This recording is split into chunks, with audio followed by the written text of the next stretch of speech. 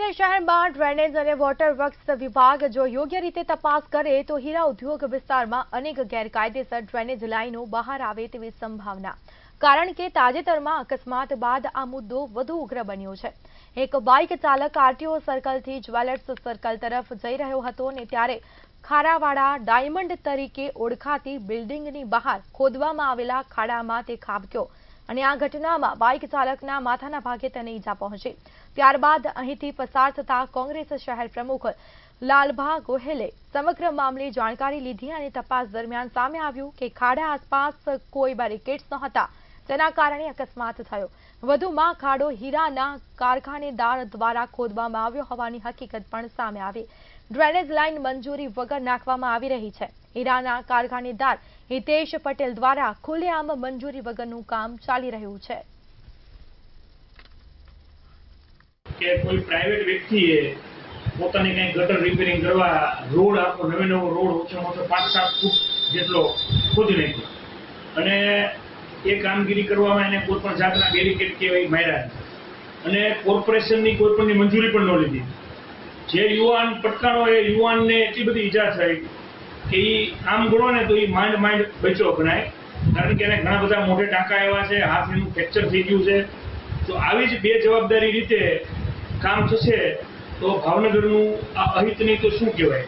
જ્યારે નવા રોડ બન્યા હોય તેવા સંજોગોમાં રોડ ન તૂટતા ડાર કરીને જોડાણ થઈ શકે એ પ્રકારે મંજૂરી આપવામાં આવી છે।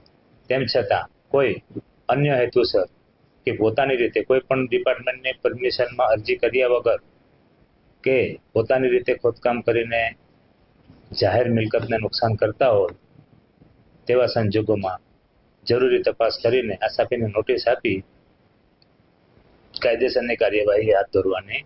ભાવનગર શહેરમાં જે હીરાના વેપારીઓ છે કે કોઈ કારખાનેદાર છે તે ગમે ત્યારે રોડ તોડી નાખે, બ્લોક કાઢી નાખે, પરંતુ મહાનગરપાલિકા અંધ હોય તેની જેવી કાર્યવાહી થઈ રહી છે।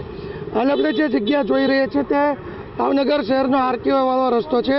ભાવનગરના આરટીઓ સર્કલથી જ્વેલ્સ સર્કલ સુધીનો આ રસ્તો છે।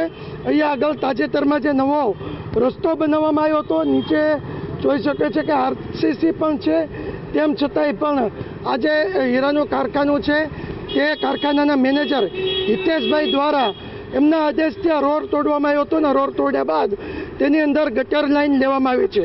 આપણે જે દ્રશ્ય જોઈ શકીએ છીએ કે ગટર લાઈન છે તેનું જોડાણ થયું છે, પરંતુ સવાલ એ છે કે કોઈ પણ જાતની મંજૂરી પણ નથી લેવામાં આવી। હાલ મહાનગરપાલિકાના ડ્રેનેજ વિભાગને પણ કોઈ પણ જાતની મંજૂરી નથી, વોટર વર્કર્સમાં કે રોડ વિભાગમાં કોઈ પણ જાતની મંજૂરી લેવામાં નથી આવી અને એમનેમ કોઈની પરમિશન વગર આ રસ્તો છે તે તોડી પાડવામાં આવ્યો છે। ગઈકાલે રાત્રેની વાત કરીએ તો જે એક વાહન ચાલક હતો તે અકસ્માતે આ જ ખાડાની અંદર પડ્યો હતો અને તેને ગંભીર ઇજાઓ પહોંચી હતી, પરંતુ સવાલ એ છે કે આ જે શેઠિયાઓ છે તેમની મનમાની શા માટે ચાલી રહી છે, શા માટે મહાનગરપાલિકા કામગીરી નથી કરી રહી। હાલ તો રોડ વિભાગના અધિકારીએ જણાવ્યું હતું કે આ ખાડો જે ખોદ્યો છે તેની કોઈ પણ જાતની મંજૂરી નથી લેવામાં આવી, પરંતુ કાયદાની જોગવાઈ પ્રમાણે તેમને નોટિસ આપવામાં આવશે અને દંડની કાર્યવાહી પણ થશે। ત્યારે જોવાનું રહ્યું કે હવે મહાનગરપાલિકા આવા અનેક કિસ્સાઓ છે જેની અંદર કોઈ પણ જાતની મંજૂરી નથી લીધી, અનેક જે ગટરની લાઈનો છે જે ગેરકાયદેસર જોડવામાં આવી છે તેને લઈને કોઈ તપાસ કે કોઈ કાર્યવાહી કરશે કે નહીં। હિરેન ચૌહાણ, મંતવ્ય ન્યૂઝ, ભાવનગર।